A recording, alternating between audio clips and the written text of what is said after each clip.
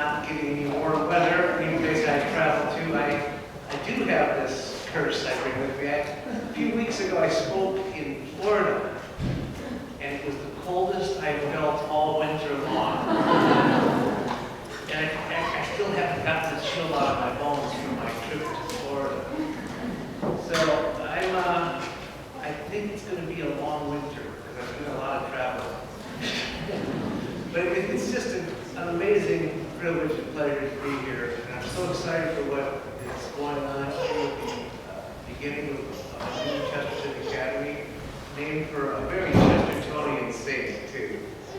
Someone who left and knew the importance of great joy and great humor, just as G.K. Chesterton, who will be numbered among the saints. So I'm going to give what I hope is a very short talk. It's only a couple hours. But then we're going to leave some time for some questions and answers. And I want you to ask about whatever is on your mind. Please take advantage of my presence here. If you want to talk about the schools, about G.K. Chesterton, or about something else, I'm all ready to take your questions. So I think everyone who is very familiar with Chesterton is familiar with his book Orthodoxy, and they know of it. And his most famous novel, The Man Who Was Thursday, was written at the same time he wrote Orthodoxy. Two of his most famous books were published just a couple months apart in 1908. In fact, it was The Man Who Was Thursday came out first. It's a cosmic detective story. Its subtitle is A Nightmare. And for most readers who read it, it's a great adventure tale. It has wonderful surprise unmaskings. Poets are posing as secret agents, and undercover policemen are posing as anarchists. Anarchists are posing as policemen, maybe. It's full of just dramatic twists, and they all lead to a very, very dramatic ending, which I'm not going to tell you. Most people enjoy it as a page turner, but when they get to the last page, they say, well, what was that? And what did I just read? Of course, when they read Orthodoxy, they have the same thing. They underline the entire book, and then they get to over. So, what was that book about? Yeah. That's why you have to read it again. And of course, Chesterton's the only one I know, the only writer I know who can actually rewrite his books in between the times you read them. It's a completely different book the next time you read it. So, when readers would always ask Chesterton what The Man Who Was Thursday meant, and he didn't like talking about his own books. Very seldom ever mentions a previous book he's written, but he was forced to answer in some interviews and some other settings what the book meant. And in one of his answers, he said he wrote it for people and about people who would impeach God for not having made a universe to suit them. It was written for people and about people who would impeach God for not having made a universe to suit them. Now, one of the great rules in public speaking is that if you want anybody to remember anything you say, you have to repeat it 3 times. Because the first time you say it, they'll go, oh, well, that's interesting. And then the second time you say it, they'll go, I've heard this somewhere before. And then the third time you say it, they'll go, you know, this guy's smart. He thinks the way I do. Imagine, Chesterton wrote the book for people and about people who would impeach God for not having made a universe to suit. That tells you a lot about what's going on. It's this strange anger against God for not having done things our way. And that was a good answer. In fact, it wouldn't be a perfect answer to explain what the book is about. But on a different occasion, he gave probably what was even a more important answer. He said, I offer the book bravely as an attempt to restore the canons of Aristotle and the classical unities of antiquity. Now, if you read The Man Who Was Thursday, which reads like a Mission Impossible story, the last thing you're thinking about is that this was written to restore the canons of Aristotle and the classical unities of antiquity. Which, of course, is one of the reasons we started Chesterton Academy, was to restore the canons of Aristotle and the classical unities of antiquity. 3 times. So the main character, Gabriel Simon, is a poet, and he's recruited by a policeman to become an undercover detective to help fight a war. Against whom? The policeman explains that the educated class is the class that contains most of our enemies. It's the intellectuals who are at war against the common man and the normal way of life. They defy common sense. And the policeman says, we believe that a purely intellectual conspiracy will soon threaten the very existence of civilization. That the scientific and artistic worlds are silently bound in a crusade against the family and the civilized state. And we have formed a special corps of policemen who are also philosophers. And it's our business to watch the beginnings of the conspiracy. And Gabriel Simon is surprised, he's intrigued. He says, do you mean there's really that much of a connection between crime and modern intellect as all that? And the policeman responds by assuring him he's not talking about the poor criminal, the ignorant, and the desperate. Now, we say that the most dangerous criminal is the educated criminal. We say that the most dangerous criminal now is the entirely lawless modern philosopher. Compared to him, burglars and bigamists are essentially moral men, and my heart goes out to them. They accept the essential ideal of man, they merely seek it wrongly. Thieves respect property. They merely wish the property to become their property, that they may more perfectly respect it. But the modern philosophers dislike property as property, and they wish to destroy the very idea of personal possession. Bigamists respect marriage, or they would not go through the highly ceremonial formality of bigamy. The modern philosophers despise marriage as marriage. Murderers respect human life. They really wish to attain a greater fullness of human life. So, who are the people who didn't hear the first part of the talk? Good evening, my name is Dale. It's a great pleasure to be with you here. Gee, it's cold, isn't it? We were talking about the modern philosophers despising marriage as marriage. And murderers respect human life. They merely wish to attain a greater fullness of human life in themselves by the sacrifice of what seems to them to be lesser lives. But the modern philosophers hate life itself, their own as much as other people's. And then there follows the adventure. And the adventure at times seems insane, but the adventurer is not. The world may seem insane, but the common man is not. Gabriel Simon, our main character, is in a rebellion against rebellion. And he's making a protest for common sense. In the concluding scene, Gabriel Simon, the man who was Thursday, emerges from his nightmare. And this is how Chesterton describes the man who emerges. He felt he was in possession of some impossible good news, which made every other thing a triviality. but an adorable triviality. He felt as if he was in possession of some impossible good news that made everything else a triviality.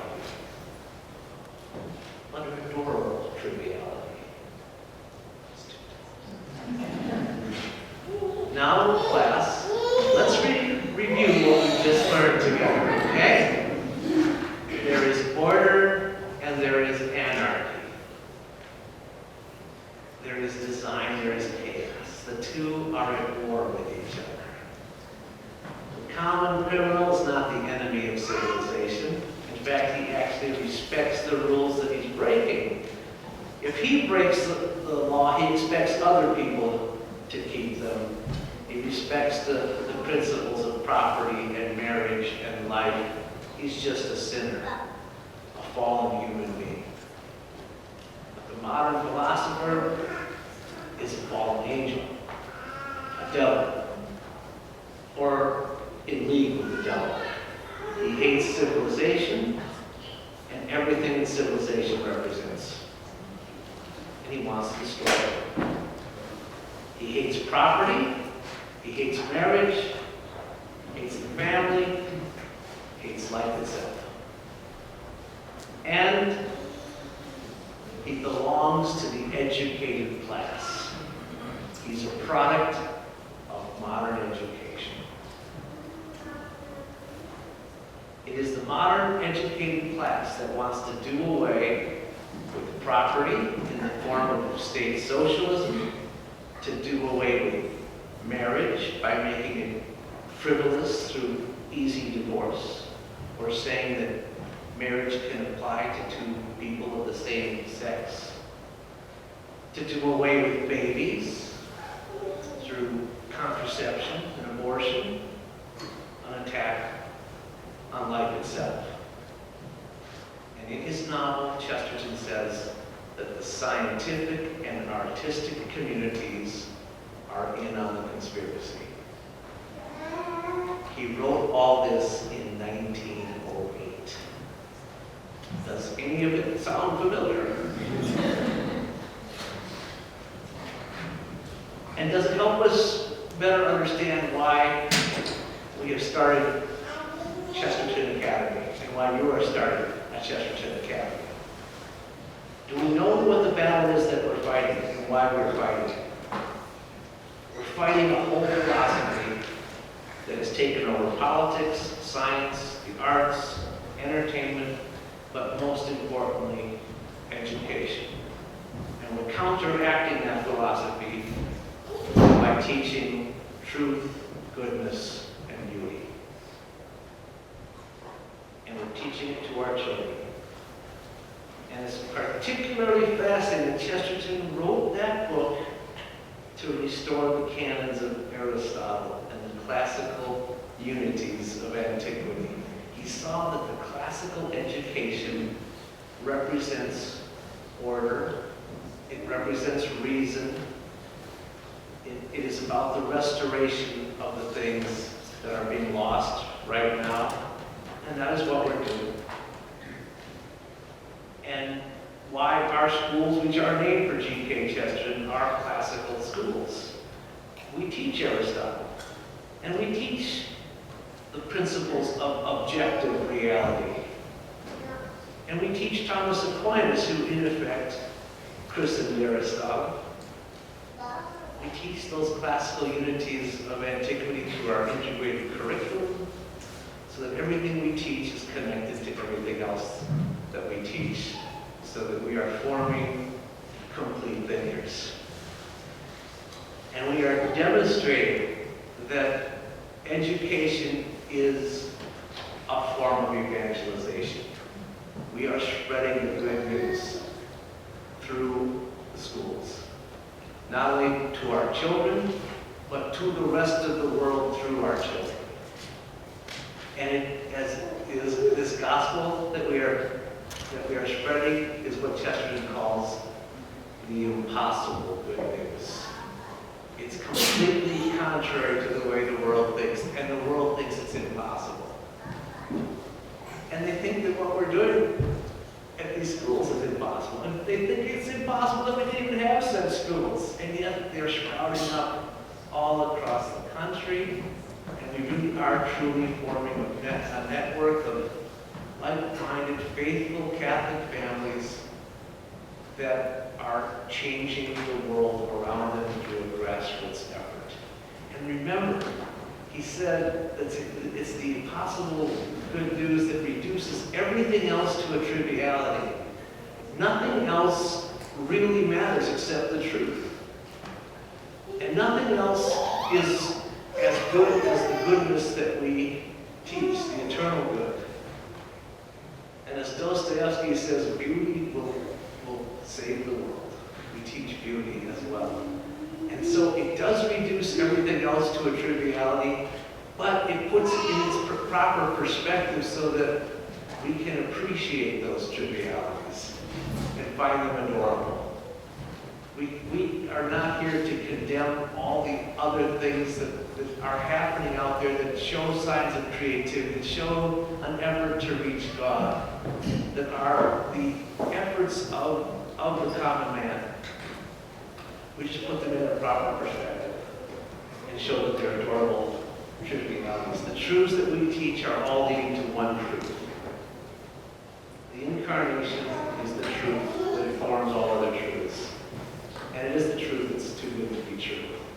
It seems impossible. God has come to us. God has given himself to us. And this is the truth that we teach to our children. Education, says Chesterton, is only truth in the state of transmission. It's passing the truth from one generation to the next.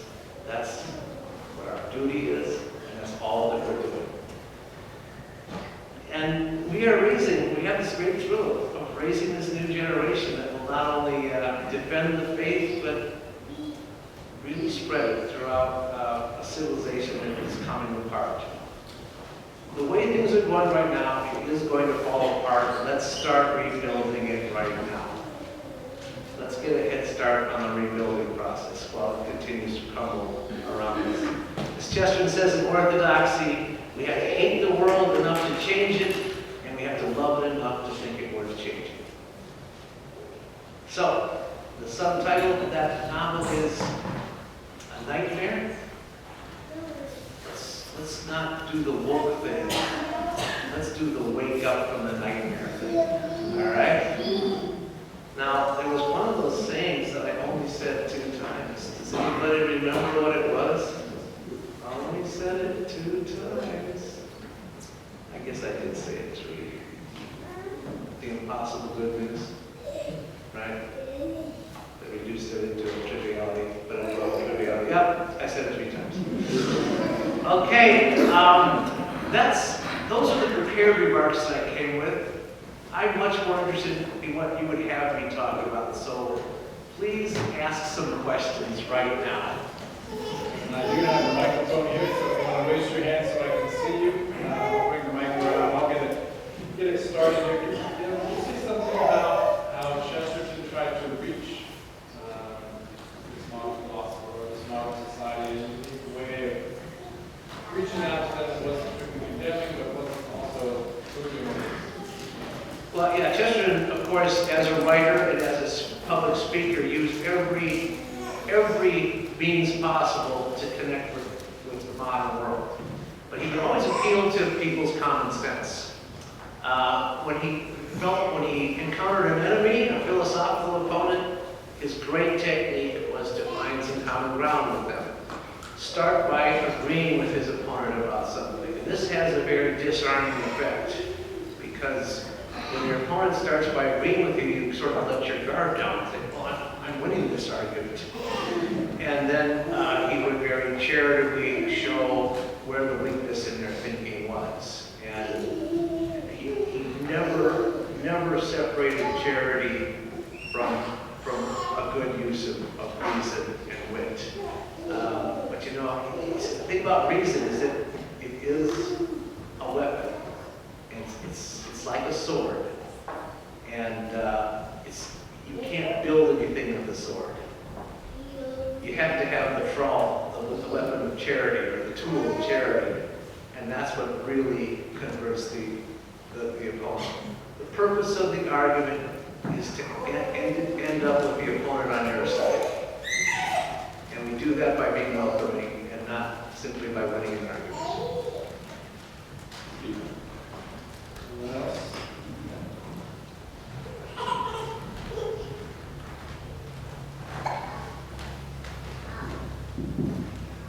Thank you so much for your talk. I had a question specifically regarding the cause for canonization at G.K. Chesterton.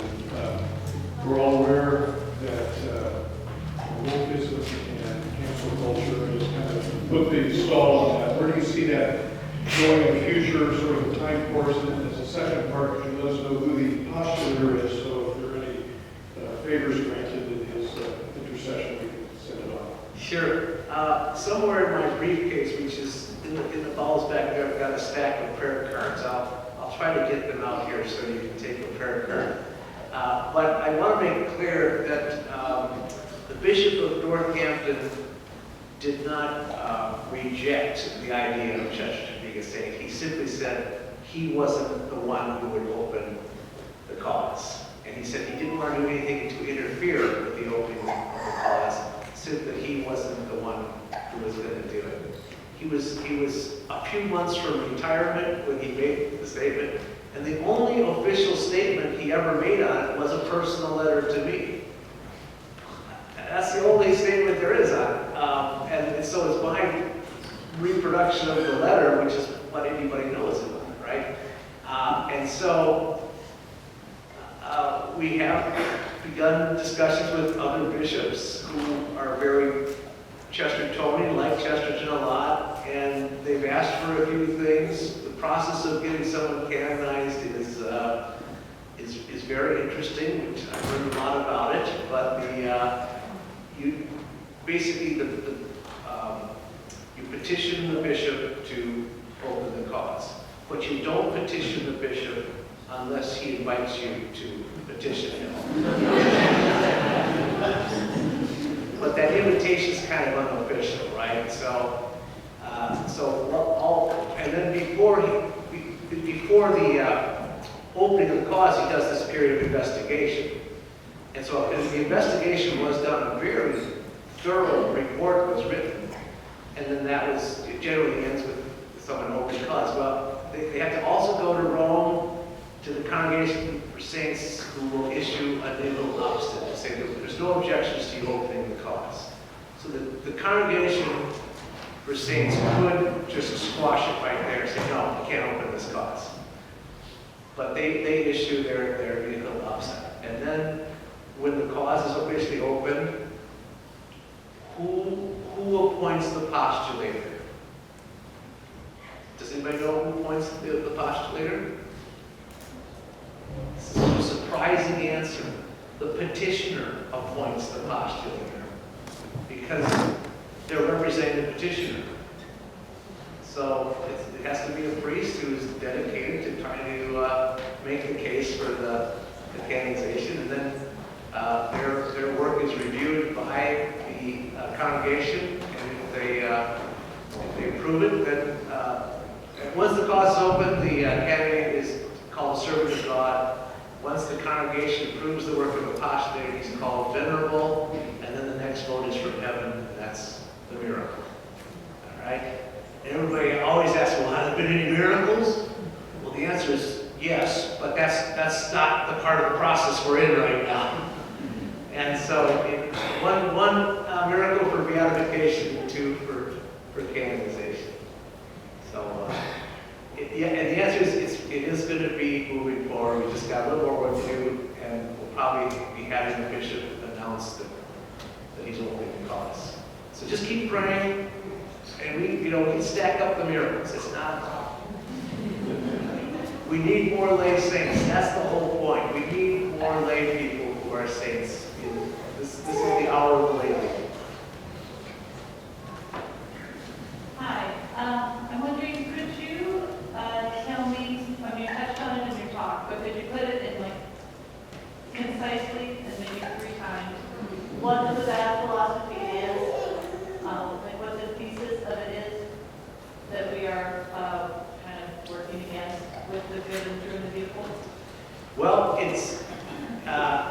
The bad philosophy is, as you say, it's against the three principles of civilization. Property ownership, which is the autonomy of the individual, marriage and the family, and life itself. And our modern philosophies are anti-personal property, anti-marriage, anti-life. Why do you think that is? Surely they don't think that they're pursuing darkness and destruction.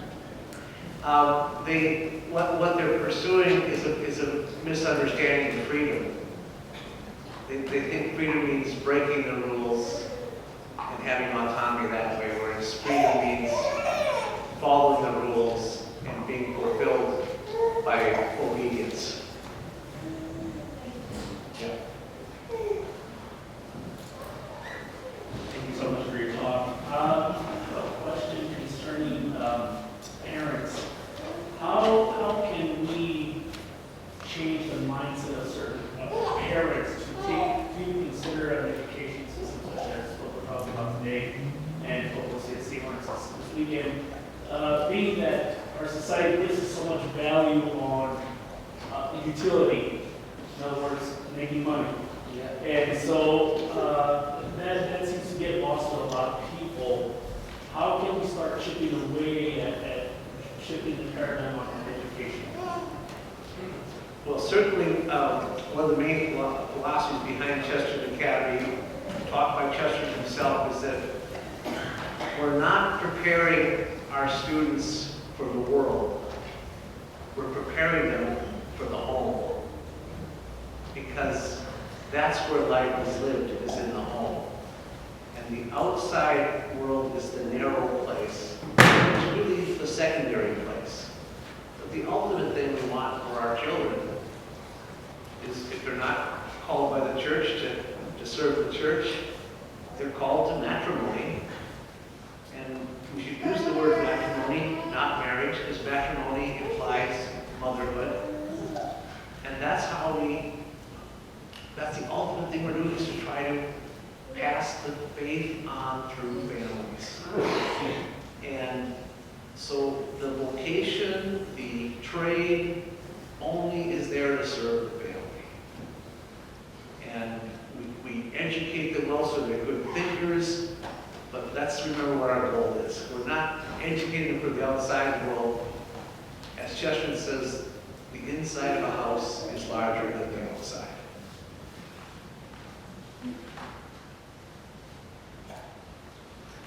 Another question?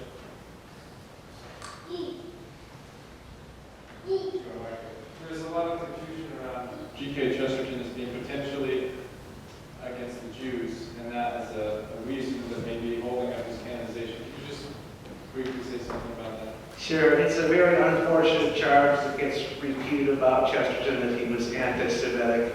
And of course, all it does is reveal the weakness of the term anti-Semitism, because it almost doesn't mean anything if it applies to someone like G.K. Chesterton. If people would come out clearly and say, well, Chesterton hated the Jews, well, that's just a lie, a bald-faced lie. So because he criticized the Jews, some people perceive that as somehow being anti-Jewish. But then you have to say that he's anti-American and anti-every country that you want, including England. And he was also being anti-G.K. Chesterton, because he criticized himself the most. The whole point is that his criticisms are not caustic and not hateful, but they're just honest observations. And with every generalization, there's an exception, but that doesn't mean that the generalization goes away, even if there's an exception. But the bottom line is, he loved the Jews, he defended the Jews, he worked for a Jewish autonomy, which he really did support the idea of the Jews resettling the Holy Land. He had great love from the Jewish people of his time because of his speaking out on their behalf. But he had his critics too, and he had to deal with them as well.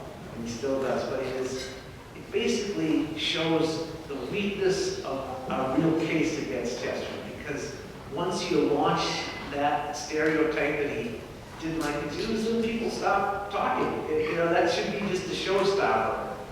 And that's what they're trying to do with it, is get Chesterton out of the running altogether. He's a dangerous writer. He changes people's lives, but he doesn't make anyone ever hate the Jews. It's just a complete fallacy to say that.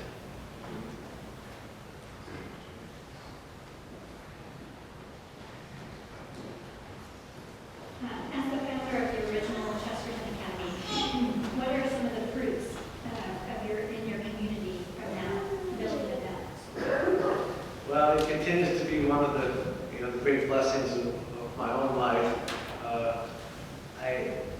I started the school because I needed a place to send my own kids to high school, right? And I have a great love for my children, but I also realized that my capacity for love has increased because every year I fall in love with 40 new children.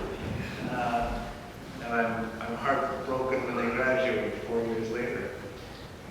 It has definitely knit together a group of people, but I think one of the most obvious fruits that we've seen are vocations. 15 of our young men have gone to seminary, and of those 15, seven discerned out, and 8 are still pursuing the priesthood, except for the one who's already been ordained. And in our graduating class this coming year, we'll have 3 young men going to seminary. So our ratio is better than 1 out of 9 of our young men have gone to seminary. And then we have that other vocation, lots of marriages are coming out of our school too. So we were counting the number of couples, it's quite astounding. So there's that. We're doing those basic things. We're seeing that happen. But to see these kids go on to the college of their choice, or to skip college altogether and go to the trade of their choice, we're really blessed by seeing that. But some strong families have really had a great effect on each other. I was going to ask a question, but your talk got me thinking about a book that led to Orthodoxy, which was Heretics. Yes. And the way he dealt charitably, he scored a lot of boxes, but he did it with charity. And you're saying that's so necessary that, in this day and age, to disagree without being disagreeable, to open the possibility of winning over your opponent to your side. So what can we learn from a book like Heretics?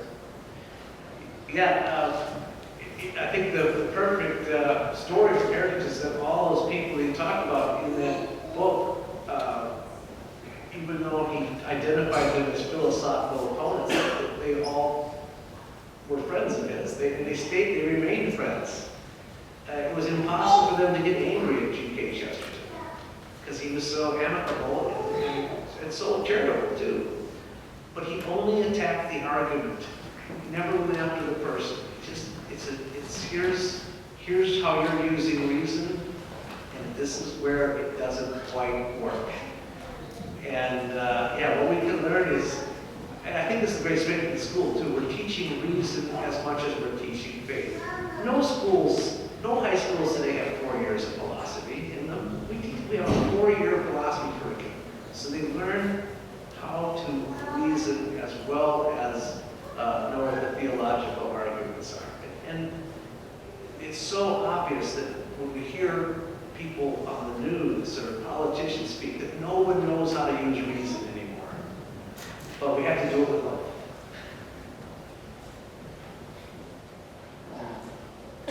Yeah. What if you were not educated classically yourself? I wasn't. Okay. So and you want to teach your kids, or you want your children to be taught classically. Like, where would you start if you want to start family someday?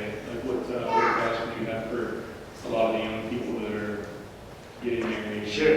Well, like I said, I was not classically educated myself, but I knew what was missing in my own education, and creating Chesterton Academy sort of created the idea of school I would have liked to have gone to.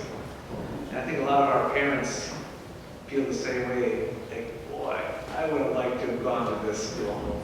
And, you know, our goal is to try to have some sort of adult education system that would be a mini version of the classical curriculum that we teach at the school.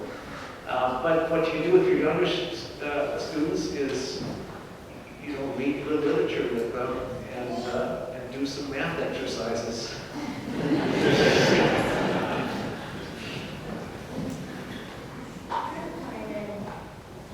Kind of carrying on with what Mark said, I am a student and I'm in a public school right now, so what advice would you have for young people who are kind of growing up in this culture of basketball?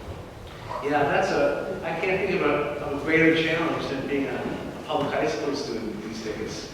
Because you're being taught everything that's counter to your faith, everything counter to reason, to common sense, and also everything that's a trend. It's just the latest trend. And Chesterton said 100 years ago, he said, the problem with our students today is that they're being exposed to educational philosophies that are younger than they are. And we just you're basically being experimented on in public school. It's just the latest trend, the latest idea. And so the classical education is to get away from the latest fads and to use what's been used for a very long time, and it doesn't change. But you absolutely have to arm yourself with spiritual armor. I can't think of anything stronger to advise you that you have to be surrounded with prayer and truth and reinforce your faith. You know, get what you can from what you're studying, but bring the incarnation into everything that you're studying. As you realize, is this thing I'm learning right here, is this in supporting the idea of the incarnation, or is it trying to undermine the idea that God has come in the flesh? And that has to be constant battle. You know, when St. Paul says, pray without ceasing, you have to be in a state of prayer all the time, especially in that particular setting. And God bless you.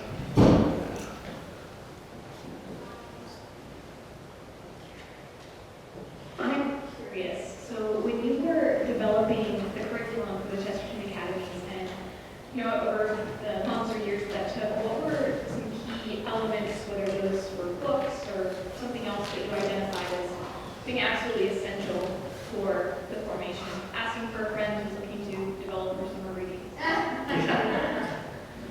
Well, the way we create the curriculum, as far as the reading goes, we just start with the classical literature, with the Iliad and the Odyssey, and the Bible, and then as we develop it, there's certain early church fathers that we put in there. You read some Augustine and some of the other early church fathers, and then we start reading early English literature, Beowulf and Chaucer, and then we study Dante and Shakespeare, and finally get to Dostoevsky and Dickens. Those are the kind of key texts that we use in our structure. And they are, the whole point about literature is it's retelling the story of salvation. When we study history, we're studying the story of salvation directly. Everything leading up to Christ, everything that happens after Christ. But when you're studying literature, that's the creative reinterpretation of the story of salvation. And every great piece of literature has the creation and the fall and the redemption and the last judgment in it. Those are key elements in every great piece of literature. One over here. Okay, good. I've been a really big fan of Mother Jonathan for a long time. And I'm wondering, since your show is on Ahlquist for many years on again, any funny little stories that you might have about her that you put on your show? I only met Mother Angelica one time. It was the first, when I was down at UW10 filming filming the first season of The Apostle of Common Sense. I was a guest on her show on Mother Angelica Live. It'd be about the year 2000. And I'll tell the story as quickly as I can. I never met her. I was going to be a guest on the show. They said, go to her office about 5 minutes before the show, and then she'll be there to meet you. I get there to the office, and there's nobody there. And she was in the process of planning the new temple out in Hansville. And so the model, the architectural model had just arrived. It was sitting on her conference room table. And so she walked in, she sees me, she's about to greet me, but then she sees that her model's, oh, it's here, oh, look at it. And she goes down to touch it, and she breaks one of the walls off. And she goes, oh, does anybody have any glue or tape to fix this? And her assistant comes in and she goes, we need some glue or some tape to fix this. And then chief of security comes in. He's got this pockmarked face from Hollywood Central casting, hitting the chief of security. The guy walks in and she says to him, could you find some glue or some tape to fix this? And this guy says, what am I going to do now? He's helpless. The guy, he just was reduced to quivering jelly. And then another lady walks in and says, Mother, someone just called. She's had a vision of the Virgin Mary, and she wants to talk to you about it. And she goes, yeah, I know what that's about. Don't give her a place to stay. We'll let her go in the morning. And she said, and could you get some tape or something?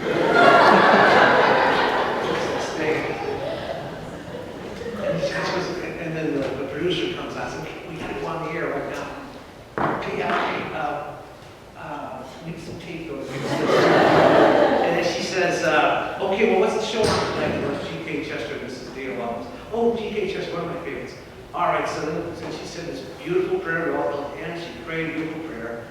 And then at the end of the prayer, she said, could someone get some tape? Fix this. And then she turns and looks me in the eye for the very first time. And she says, I'm sort of single-minded, aren't I? And I said, so am I, Mother, G.K. Chesterton. And so she took me by the hand, led me out to the soundstage, and we recorded the show. I got to know her on the air. And so if you ever watched that show, it's very amusing, but that was completely, spontaneous. And she was just wonderful. And afterwards, she came and gave me a kiss, and I knew I'd been the same.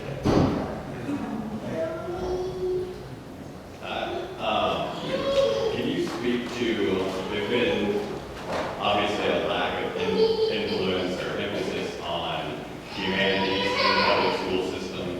Can you just speak to their focus on STEM education? Obviously, science, technology, engineering, math, those are good things. But more of just like an explanation of your thoughts on maybe a wrongly placed influence or not building a foundation. Right. So we, at Chesterton Academy, our curriculum emphasizes science and math and the application of them, which becomes engineering, right? As far as technology, most of the kids know more about computers than the teachers, so we'll just let them, run that themselves. But in terms of the emphasis on that education, it's very important to supplement it. So if the students start showing a tendency to go to the math and sciences, they need the balance of the arts and the humanities to give them a complete balanced brain and a more well-formed way of thinking. And same thing, with the students just becoming the humanities arts person, they need the math and the science to balance that out. And that's why we really emphasize this complete education. And we show, with the integration of the curriculum, that the arts and the sciences are directly connected. Because when you're studying science, you're studying nature, you're studying God's creation, you're studying the hand of God, you're studying the mind of God. Science is really a branch of theology. But it's about beauty and proportion, the very same things you're studying in art. In art, you're the creator. And you're doing what God made you to do, which is create, because you're made in the image of God. But you have to follow certain rules. And the rules of construction instruction and the appreciation of observation is so important in both art and in science. When you study math, well, you're doing the same thing you're doing in philosophy. You're trying to solve a problem. And so we show there's a direct connection between math and philosophy. So these are how the humanities and the arts have to go hand in hand. And we will really mess up our whole society if we emphasize one too much over the other, or if they are only studied apart from each other. You get incomplete thinkers and very troubled souls. Hi Dale, thank you so much for coming out and talking to us, answering all of our very small questions. I have a small question for you. I'm a homeschooling mom, and my husband is on the board for this Chesterton Academy. But over the years, as I've built my curriculum and kind of thought about the way I want to teach my own children, I've thought a lot about education and philosophy of education. And my own homeschool is mainly kind of derived from a Charlotte Mason philosophy. Recently, I've had a lot of conversations with friends, homeschooling friends, and friends that are in education, asking the question, what is classical education? And I look back on the historical, different historical schools, and I've heard things called classical that range from Alexander the Great memorizing Homer, to the Jewish scholars interpreting the Old Testament, or the church fathers interpreting the Old Testament, the Jewish scholars, all the way up to things like the medieval schools or the English public schools such as Eton. And I've even heard people cite the pioneer schools in Kansas, even as recently as 150 or 200 years ago, could be considered classical. I've heard other people argue that a classical school isn't classical unless we're learning in the classical language. So with all these this diversity of argument, what is classical education? What holds these things together? Or are these totally diverse and unconnected? Okay, so anybody else have any questions? I mean, you've absolutely revealed a great controversy because there isn't, I would say, one definition that everyone agrees on. But there's elements that they all agree on when they say classical. And I think you alluded to them when you were listing off the different kinds. Certainly it has to do with studying classic texts, things that have been around a long time and have been foundational documents in our civilization. We may not have the same exact list of texts, but they are all of those part of a bigger list of texts that we agree these are classical texts. They have been around for a long time, and they've been referred to for a long time. They've been influential on everything that came after them. And so there's the studying of the great texts. Some people call it the Great Books Program. Again, it's a slightly different reading list for different people. We, in many ways, we did our own reading list. It has many things in common with other classical reading lists, other classical curriculums. But none of them are exactly the same. What they share is a reverence for tradition, because that tradition is passing on the truth. There's also general agreement that you study at least a classical language. The general consensus is Latin is the key language you should be studying in classical school. And it's an interesting connection between studying and knowing Latin and having a good mind and aptitude for math. People who do well at Latin do well at math. Don't ask me why. I'm just telling you that's the case. And they're both very orderly, right? And so there's that. And then, of course, we absolutely essential, the three pillars, truth, beauty, and goodness. Is it true? Is it good? Is it beautiful? Does it promote those things? Does it promote them even when it points the other direction, when you're having to study something ugly? And we see what the standard is by which we study that ugliness, because we can affirm a standard that doesn't change. If the standard changes, you got nothing to measure it with. curriculum better than all the others. It's the glue that holds it together is the Catholic faith, the incarnation. There are classical curriculums that leave out the faith, and they really are just skeletons. They don't have a soul to them. And of course, Chesterton too. Hi, so nice to see you, and now that I've graduated, I can call you Dale. Yeah. I just have a quick question. One of my former students right there, she graduated from our school. I just have a quick question. You were saying about the importance of the family and how society is crumbling around us and we should get a head start on transforming the culture, but do you have any advice for, how does each individual family transform the culture? Is it through their education, or is there something more broad or more specific, or just how does each family do that? That's a great question. We certainly, the philosophy of the school is, we are supporting the family, we're also trying to educate the family. Our school has broken families that attend it, and we're trying to, in some cases supplement what they're missing at home. But it's very important that the faith informs everything that we're doing so that we can help the family along. But it actually is part of the work of the school, that the community will reinforce the family that needs it. And how do we do it? There's all kinds of ways. Does it always work? No. But this really is the how the body of Christ works. We lift up the weak numbers, and it is in that sense the community effort of the church to do that. That's a great question. Chesterton wasn't a stranger to our shores, and it seems as though his cult is perhaps strongest here than in any other country. What were his impressions of America, and from where did he glean that? His visits to the country, and where was he when he would come stateside? Sure, he visited the U.S. twice in 1921. That was his first visit. His second visit was in 1930/31. He came in the fall and stayed probably 6 months the second time. And his first visit was right before he was received into the Catholic Church. And his second visit, he was, a very well-established Catholic layman.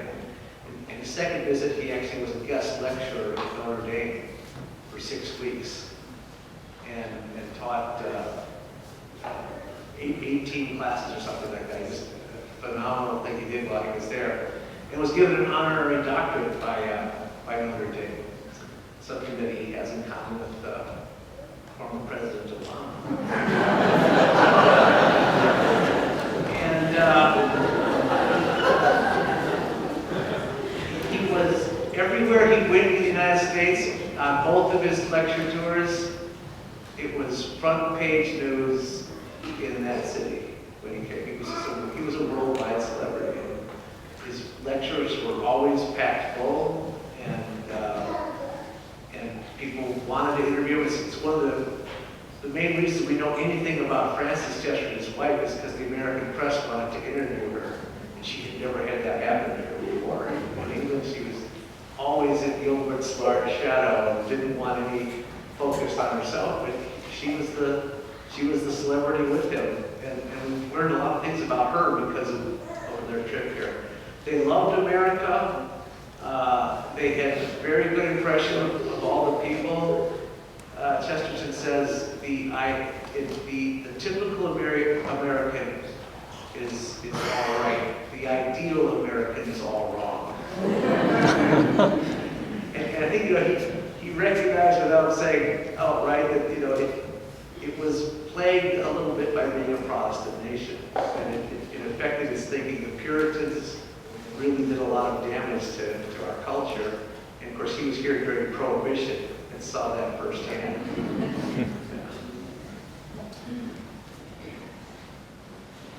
Thanks for your talk. I was curious, in light of the obvious dangers of modern philosophy that you spoke about, what is your view on philosophy itself as a discipline? And would you have advice for Christian people who are truly interested in, true philosophy as founded upon Aristotle and ancient Greek philosophy? Is there any value in pursuing that in the public higher education sphere, or should that just be avoided? Is there only a point to, doing that in a religious institution? Well, Chesterton argued that, since we have laws prohibiting teaching religion in school, we should at least have laws requiring them to teach reason. And, they should learn the basic elements of reason. And those come from the Greek philosophers. They should study Euclid. And they should, the basic rules of rational logic.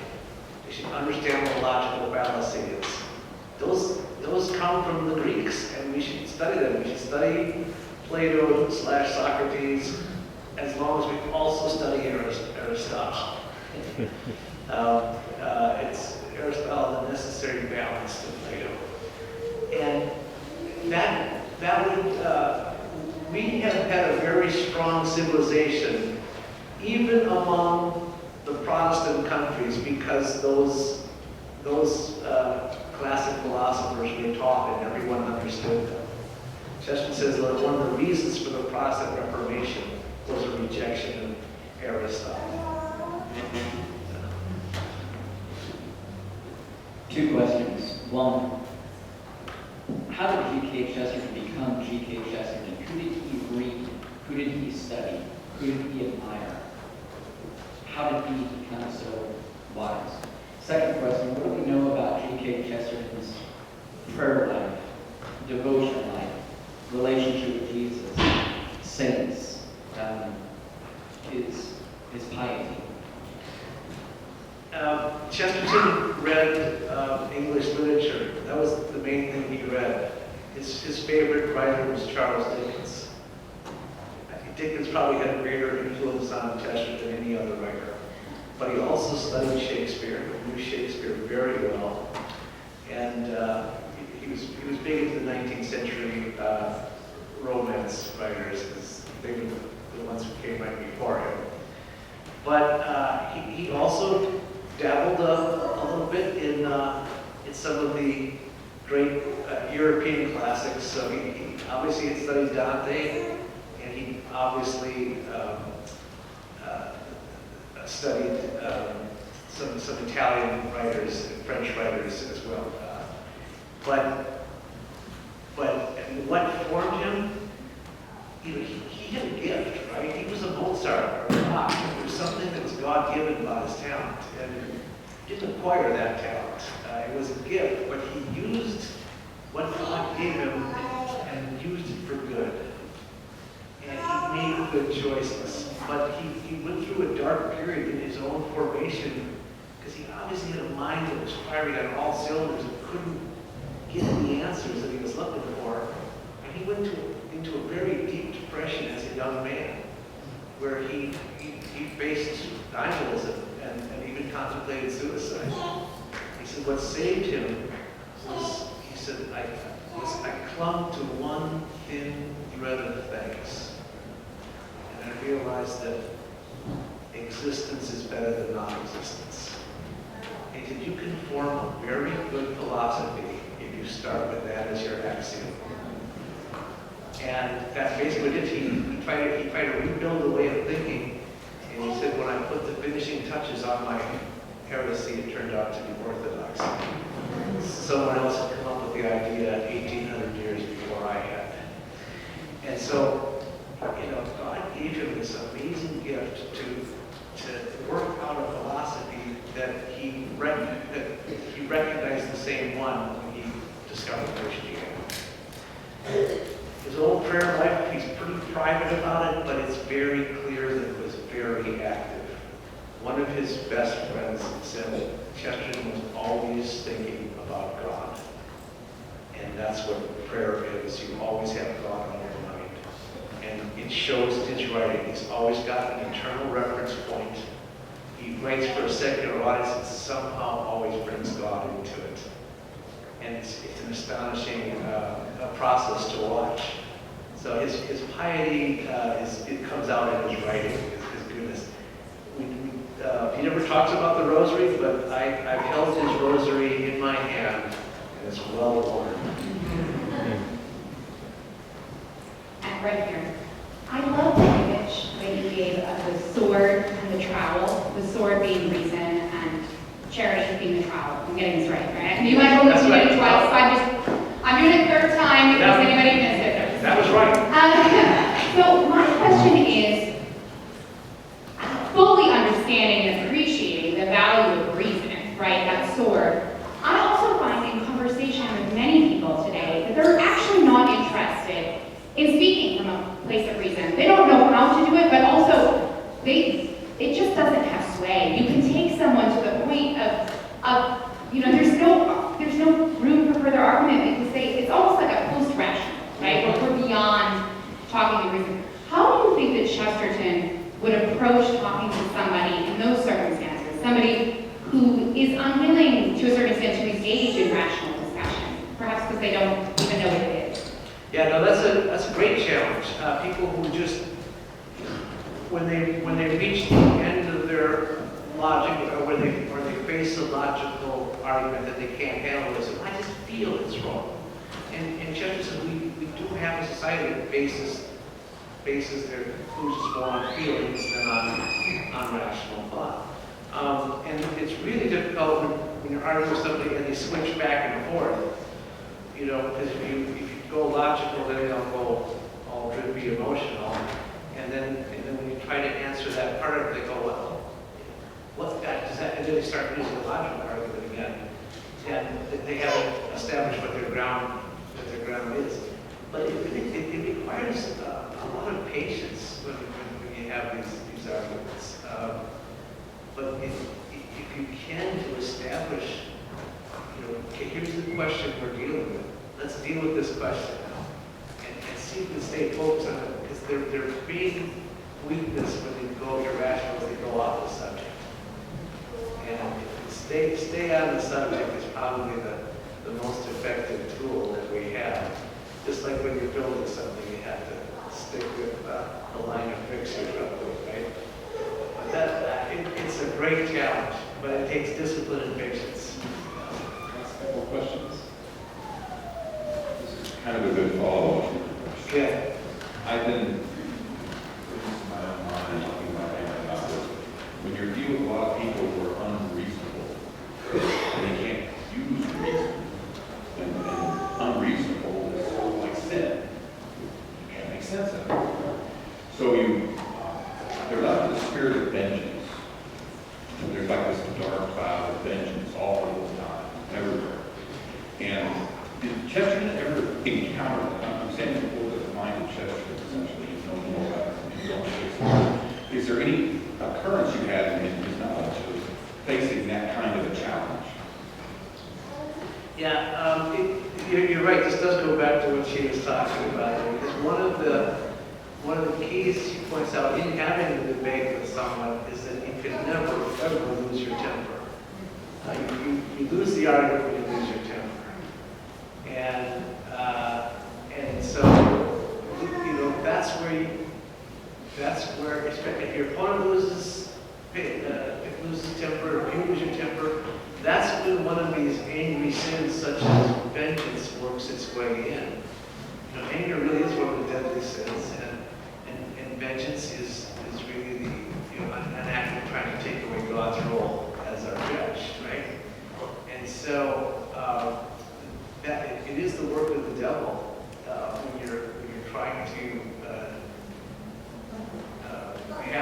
try to really point to the truth. If someone doesn't want to let go of a vengeful thought, or if you're tempted to a vengeful thought because of some slight that you suffered, in the course of your relationship with that person or the argument, it is absolutely the work of the devil. And God teaches us, above all things, we start coming to the church with the gentleman on the cross. It's all about forgiveness and having a forgiving spirit. The only way, Chesterton says, you can ever end the cycle of vengeance is with forgiveness.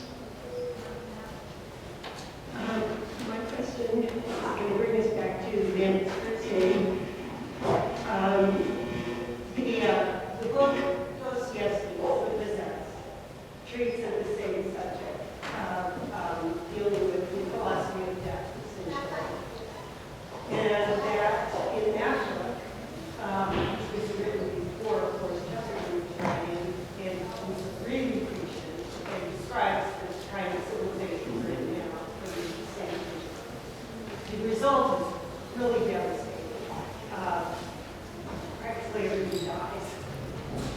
In The Man Who's Thirsty, a surprise to my mind was when I read it, it was like, as you say, the guy was Joyce, wonderful, lives which was very with, and it made all the things you were afraid of as part of your mystery, and also in some way how did Chesterton come to such a remarkably optimistic conclusion of treating that subject? For instance, Dostoevsky, one of his favorite writers, did not do that. Well, probably because Chesterton's favorite book of the Bible was Job. And in many ways, The Man Who's Thirsty retells the story of Job. The guy who's got everything going wrong for him, and when he finally gets his confrontation with God, none of it seems to matter anymore. When God faces Job, God says, all right, Job, you've asked your questions. Now sit down, and I'm going to ask questions. And here's my first question. Where were you when I laid the foundation of the earth? And suddenly everything becomes a triviality. And Job doesn't dare open his mouth anymore. And he never got one of his questions answered. Not one of his questions was answered. And yet he's satisfied. Because as Chesterton says, the riddles of God are more satisfying than the answers of God. My question pertains to the evangelistic nature of education that you mentioned earlier. And of course, the church in our history has founded schools not only for her own children, but also for the children of those who are not Catholic. And I especially have in mind, children of the least, the last, and the lost, as the church goes out to the peripheries. If you were founding a school, especially with those children and young adults in mind, would the form and content be the same as what you founded in Minneapolis, or would there be any difference?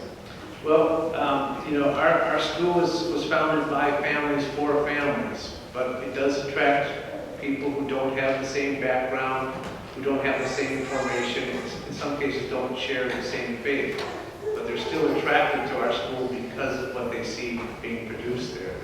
They see our emphasis on the arts and on reason and on philosophy, and yeah, we do serve a wider community, and we don't change the curriculum at all for them. It's the same curriculum they're studying. So I think it would work for a wider community, the so-called narrow community we made it for. The thing about it, if you run a school well and teach discipline and teach good studying, you can set the bar as high as you want, and the kids will still jump over it. The kids amaze us in what they're able to accomplish, even some coming with such a poor background, and that's the great success story of the school. Last question. I have a question about something Chesterton said about matrimony. If I remember correctly, it goes, marriage is a duel to the death, which no man of honor would refuse. And I used to just find that really hilarious, but I began to see the wisdom and maybe what he truly means when he said that. And I was just wondering if maybe you could elaborate on that and give us the true meaning and maybe some views Chesterton had on marriage, especially his own, since he has such a good sense of humor. Well, I mean, if anybody didn't hear the line, Chesterton says marriage is a duel to the death. No man of honor will decline. And so the idea he was saying is you can't ever say whether or not marriage is a success success because no one's ever survived it.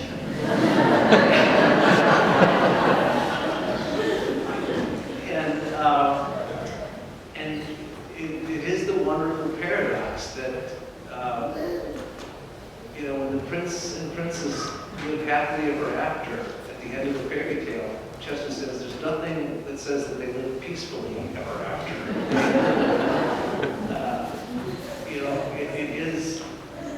It is, he says, the greatest accomplishment in the history of human engineering, the bridge built between a man and a woman. Because there could not be two more different creatures than a man and a woman. For them to be able to come together, love each other, and form a family together, it's a miraculous accomplishment. And they absolutely, Chesterton's argues that they absolutely need each other because they are so different from each other. And he doesn't ever slight the difficulty in marriages, just like the difficulty in being a parent. But it is what we're made to do, and the rewards can't be compared with anything else. But let's never forget that there's this sacramental quality that the sacramental nature of marriage. We really are living out a sacrament, and we're reenacting the love of Christ for us in marriage. And Chesterton says there's all these good, reasonable arguments, even apart from the sacramental one. But that's the one that seals the deal, is the sacrament. God bless you all.